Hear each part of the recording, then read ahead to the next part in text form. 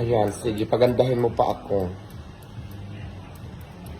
Ayan, ang ganda-ganda ko na, ang fresh-fresh ko na. Magiging kamukha ko ba dyan si Catriona Gray pagkatapos ng mga process natin ganito? O, parang umano na nga. Hindi lang si Catriona. Ang kamukha mo si Christine Hermosa talaga. Ay, talagang ang pinagpalang mukha sa buong balat ng ano, Yes. buong balat ng hinayupak.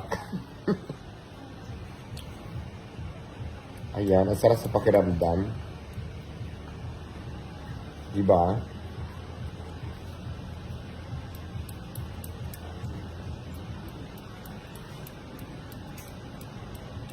Ano yan? Ayan na ba yung ano, ang tawag dito? Formalin ba yung nilagay mo? Parang malamig-lamig siya. Marami. Formalin ata ito. Okay, bye. Mamaya naman.